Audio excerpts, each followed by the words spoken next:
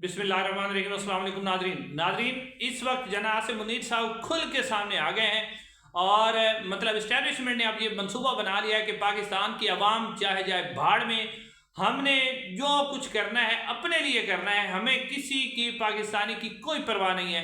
उसके लिए निहायत ही अहम किस्म के इकदाम मैं आपके सामने रखता हूँ कि इस वक्त वो क्या करने जा रहे हैं। एक तो उनका प्लान है कि इमरान खान को अगले कम अज़ कम 10 साल तक जेल में रखने का प्लान मुकम्मल तौर पर बन गया है और ऐसे इकदाम उठाए जा रहे हैं। नाज़रीन इकराम, आपको याद होगा कि 40 अरब रुपया लगा के इन्होंने एक फायर वॉल खरीदी थी। 40 अरब रुपया, जी हाँ नाज़रीन, 40 अरब रुपया पाकिस्तान की आवाम के टैक्स के पैसों का।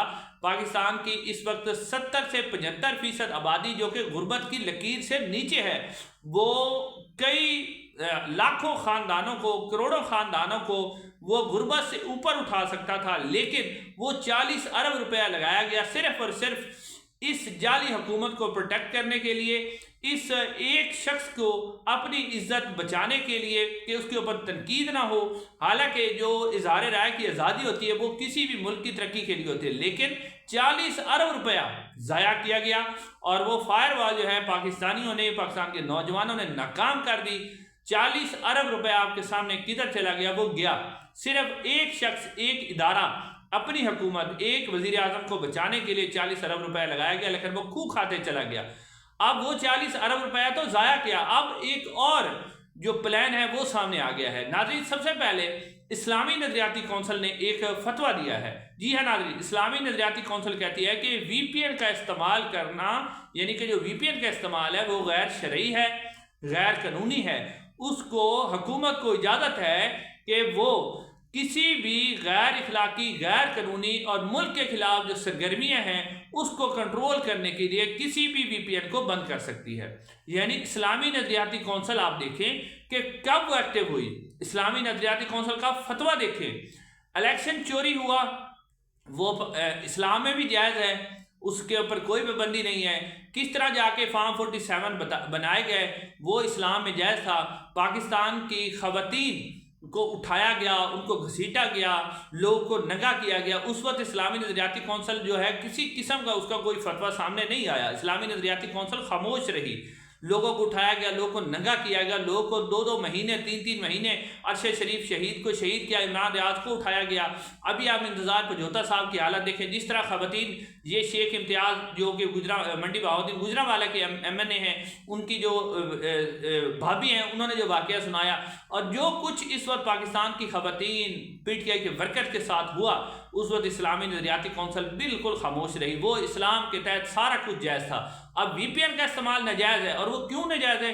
क्योंकि वो जो है वो मुल्क दुश्मन भी है, क्योंकि वो इस जाली हुकूमत पर तनकीद करते हैं। जो इलेक्शन चोरी किया गया उसके ऊपर तनकीद करते हैं, वो सब कुछ बताते हैं कि आप लोग गैर कानूनी, गैर आइनी इक़दाम कर रहे हैं। अब उसको कंट्रोल करने के लिए, क्योंकि 40 अरब रुपया ज़ाया, ये आपने याद रखना है, पाकिस्तान की कौम का 40 अरब रुपया ज़ाया किया गया। ये किसने ज़ाया किया, कौन से लोगों ने ज़ाया किया, वो आप लोगों ने उनके कम अज़ कम आप अपने दिल में तो बुरा जाने, उनके बारे में आप अपने पास नजरिया रखें कि किसने 40 अरब रुपया ज़ाया किया। और अब VPN बंद किए जा रहे हैं। VPN को बंद करने का मकसद भी यही है कि एक तो हुकूमत के ऊपर जो तनकीद हो रही है उसको कंट्रोल किया जाए, और फिर जो कुछ हम जालमाना इक़दाम कर रहे हैं और इस वक्त हमारा करने का जो प्लान है उसके मुताबिक हमने जो कुछ करना है वो लोगों तक उसकी रसाई ना पहुंचे। लेकिन ये भी इनकी ख्याम ख्याली है, पाकिस्तान की आवाम, पाकिस्तान के नौजवान इस VPN को भी नाकाम कर देंगे। पेड VPN लोग खरीद लेंगे, फिर भी वो मसला हल नहीं होगा। नाज़रीन, अब आप देखिए कि किस तरह की सूरत हाल ये पैदा की जा रही है। नजम सेठी साहब क्या कह रहे हैं? नजम सेठी साहब कह रहे हैं कि इमरान खान को ज़बरदस्ती भेज दिया जाएगा सऊदी अरब, और सऊदी अरब भेज के वहाँ पर उन्हें रखा जाएगा, क्योंकि आपको पता ही है सऊदी अरब में बोलने की इजाज़त नहीं है, किसी किस्म का आप बोल नहीं सकते। वहाँ पर आपको उस इमरान खान को रखा जाएगा और इमरान खान को किसी किस्म की सियासी सरगर्मी नहीं करने दी जाएगी।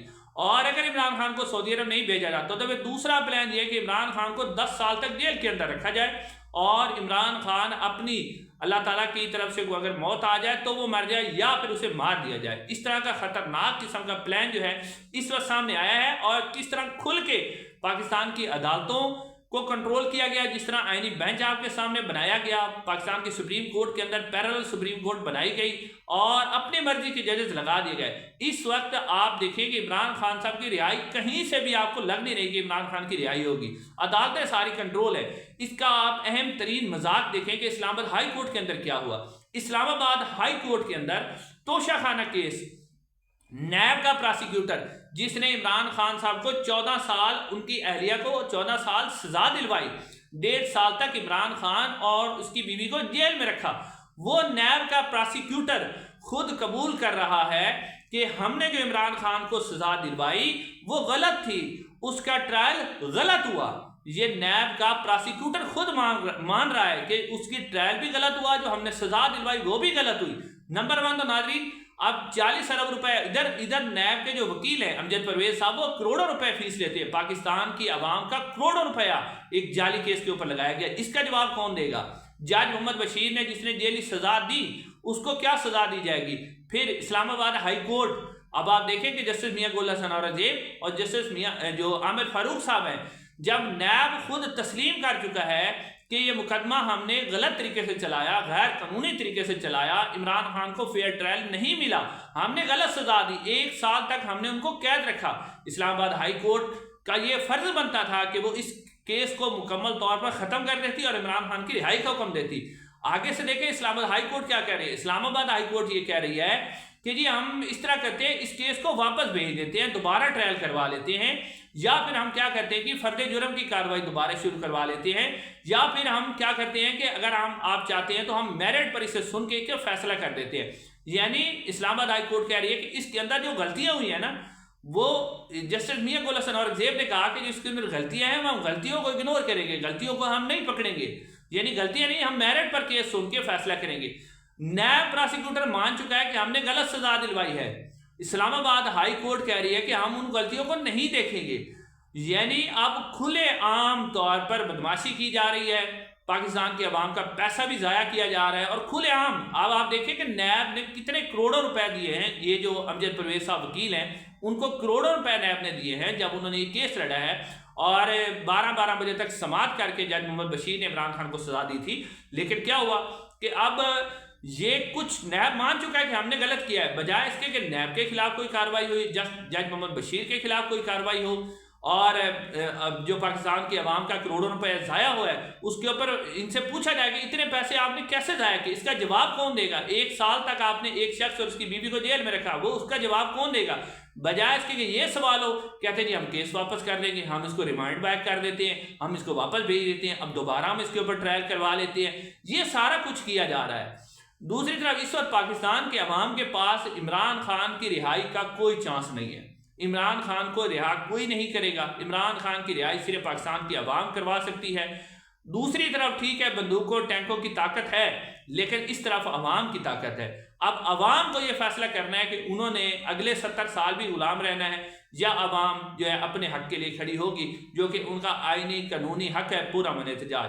اب یہ فیصلہ عوام کرے گی، اس کے علاوہ جو ہے کوئی قانونی آئینی راستہ نہیں ہے۔ اسلام آباد ہائی کورٹ سے امیدیں تھی، اس کے ریمارکس بھی آپ نے دیکھ لیے، اس کے بعد عمران خان اگلے 10 سال تک جیل سے باہر آتا ہوا دکھائی نہیں دیتا۔ انشاءاللہ اگلی ویڈیو میں ملاقات ہوگی۔ السلام علیکم۔